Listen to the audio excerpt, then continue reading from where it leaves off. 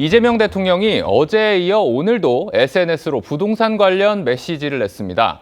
이번이 세금 없이 집을 팔 마지막 기회라며 다주택자들을 겨냥했는데 글에 담긴 표현의 수위를 놓고 야당에서는 반발이 적지 않았습니다. 이 대통령은 이번 주말에만 부동산 관련 메시지를 4개나 올리면서 유치원생처럼 말을 제대로 알아듣지 못하는 분들이 있다고까지 했는데 아무래도 지방선거를 앞두고 이번만큼은 부동산 가격을 잡겠다는 의지의 표명으로 봐야 할 것 같습니다. 먼저 최민식 기자가 보도합니다. 이재명 대통령이 어젯밤 11시 49분쯤 SNS에 올린 글입니다. 집값 안정은 무슨 수를 써서라도 계곡 정비나 주가 5천 달성처럼 성공할 것이라고 했더니 유치원생처럼 이 말을 제대로 알아듣지 못하는 분들이 있다면서 야당을 겨냥했습니다. 이어 정부 정책에 맞서 손해보지 말라. 이번이 마지막 기회라며 다주택자들을 향해 집을 팔라고 했습니다. 또 언론을 향해선 다주택자 규제의 부작용을 지적한 기사를 공유하며 망국적 투기 두두는 자중해달라고 했습니다. 주말 이틀 사이 부동산 관련 메시지만 4건 올렸습니다. 주택을 많이 가지고 있는 사람들이 내놓게 하는 공급책도 있죠. 그런 방법도 저희가 찾고 있습니다. 다주택자를 대상으로 한 양도세 중과 시점이 다가오자 더 이상 유예하지 않겠다며 시작한 부동산 관련 메시지가 투기 세력 억제, 부동산 공급 대책 등으로 전선을 넓혀가는 모양새입니다. 여당은 곧바로 부동산 세제 개편 가능성을 내비쳤습니다. 그것이 들어가지 않고도 집값이 안정되고 그랬으면 좋겠다. 그러나 세제를 개편하는 부분에 대해서 배제하지는 않는다.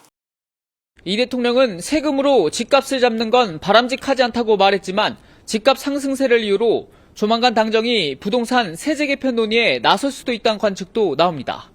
TV조선 최민식입니다. 이 대통령이 다주택자 관련 메시지를 잇따라 내놓자 야당은 강하게 반발했습니다. 국민의힘은 어제는 호통 경제학, 오늘은 협박성 표현이라며 연이어 비판했고 대통령 말이 진심이라면 정부 고위 공직자들의 다주택부터 해결하라고 반박하기도 했습니다.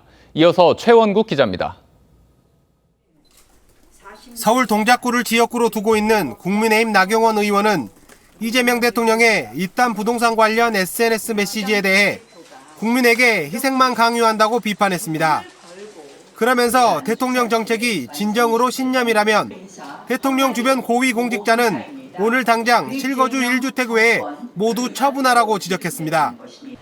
대통령의 참모 다수가 다주택자라는 점을 겨냥한 건데 이재명 정부 청와대 참모와 장관 32명 가운데 다주택자는 10명으로 전체 3분의 1에 해당합니다. 저는 세입자입니다라는 국회 발언으로 문재인 정부의 부동산 정책을 비판했던 국민의힘 윤희숙 전 의원은 이 대통령이 대국민 선전포고를 했다고 지적했습니다. 집값 과열의 원인을 불법 행위로 단정하고 주택 소유자들을 겨냥한 협박성 표현까지 쏟아냈습니다. 개혁신당 이동훈 수석대변인은 정책의 정교함보다 흥분된 자기 확신이 느껴진다며 정책은 도파민이 아닌 데이터로 말해야 한다고 비판했습니다. 오세훈 서울시장은 정부의 태릉 CC 주택개발 계획에 대해 대통령과 정부가 보이는 행태야말로 모순이고 이중잣대라고 재차 지적했습니다. 태릉 CC는 역사문화환경보존지역에 직접 포함되지만 세운지구는 그 범위 밖에 있기 때문에 세운지구가 안 된다면 태릉은 더더욱 안 되는 것이라고 강조했습니다. 국가유산청은 서울시가 추진 중인 세운지구 재개발 계획에 대해 종묘 인근 경관 훼손을 이유로 반대하고 있습니다. TV조선 최원국입니다.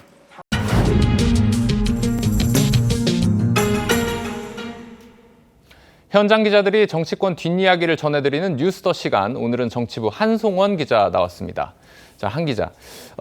요즘 이재명 대통령 부동산 메시지를 보면 한밤중이든 주말이든 가리지 않고 계속 올리는 것 같은데 이거 왜 그러는 겁니까? 네, 진짜 자주 올리고 있는데요. 아무래도 본격적인 선거 국면에 들어가기에 앞서서 집값을 반드시 잡겠다 이런 메시지를 분명히 한 걸로 보입니다. 네. 아직 여지는 남겨뒀지만 세금처럼 민감한 카드를 꺼낼 수 있는 마지막 타이밍이라고 판단했을 수도 있습니다. 진보 정권에서 부동산 투기 문제 핵심 의제인 만큼 설 연휴를 앞두고 지지층을 향해 이 문제에 대한 분명한 메시지를 주려는 의도로 읽힙니다.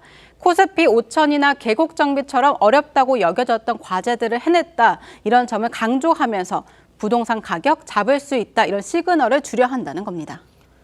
그런데 어제 오늘 야당의 반응을 보면 그렇게 긍정적으로 보는 것 같진 않아요? 네, 야당에서는 요 며칠 대통령의 표현에 주목하고 있습니다. 호통 경제학이다 이런 표현에서 보듯이 실질적 대책보다는 말로 억제하려는 거 아니냐는 겁니다.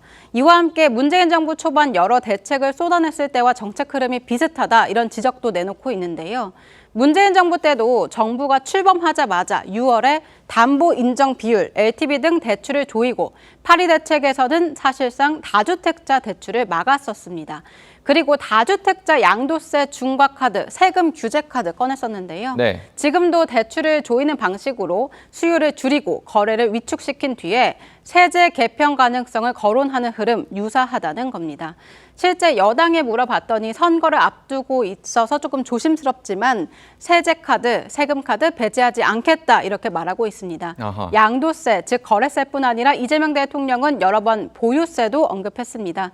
중장기적으로 보유세와 거래세 체계 전반을 손질하는 방안 검토되고 있는데요. 다주택자뿐 아니라 고가 1주택자 아니면 비거주 1주택자의 경우에도 과세 기준을 재정비하는 방안도 거론되고 있습니다. 이 부동산이 민생과 직결된 문제인 만큼 굉장히 중요하고 각 당도 민감하게 보는 문제죠. 지금 합당 논의가 이루어지고 있는 이 민주당과 조국혁신당에서도 이 문제를 가지고 공방이 이루어지고 있죠. 네, 오늘 토지 공개념을 두고 설전이 있었습니다. 네. 현재 조국혁신당은 토지 공개념 도입을 당 차원에서 추진하고 있습니다. 토지 소유의 공공적 성격을 부여하는 토지 공개념 입법을 포함해서 주거권을 국가가 책임지는 소위 사회권 선진국을 추구하고 있는데요. 여기에 선거법 개편을 통한 2인 선거구제 폐지 등도 내세우고 있습니다. 조국혁신당 합당 논의 과정에서 지금 말했던 이런 제안들을 민주당의 입장에 대한 어떤지 요구했다고 합니다. 자, 민주당 이 토지 공개념을 포함한 이런 것들 받을 수 있다는 겁니까? 어떤 입장이 나왔어요? 지금까지 정청래 대표나 한정혜 정책위의장은 명확한 입장을 밝히지 않았고요. 당원 의견을 수렴해보자 이런 상황이라고 합니다. 그런데 오늘 이현주 최고위원이 조국혁신당이 주장하는 토지 공개념 아예 사회주의에 기반한다면서 공개 반대 의사를 밝혔습니다. 이현주 최고위원은 합당 자체에도 반대하고 있습니다. 특히 2030 세대들의 반발을 거론했는데 지방선거 국면에서 도움이 되지 않는다 이런 점을 강조한 것으로 보입니다. 쭉 보다 보니까 정청래 대표가 처음에 합당을 제안했을 때랑 비교해보면 좀 갈등이 수면 위로 좀 떠오르고 있다 이런 생각이 좀 드네요. 네, 당 안팎에서는 이해찬 전 총리 장례 기간 동안에는 이견을 좀 자제해 왔습니다. 네. 앞서 보신 것처럼 하루 만에 공개 반발이 터져 나온 건데요. 당 안팎에서는 앞으로 진행될 합당 관련 당원 투표 찬반 비율 등의 관건이 될 수 있다 이런 전망도 나오고 있습니다. 이르면 다음 달이면 각 당의 지방선거 출마자들 윤곽이 드러날 것으로 보이는데 합당 논의 자체가 지지부진하면 양당의 공천 일정과 겹치면서 혼란만 커질 수 있다 이런 우려가 커지고 있는 겁니다. 그렇군요. 한송원 기자 잘 들었습니다.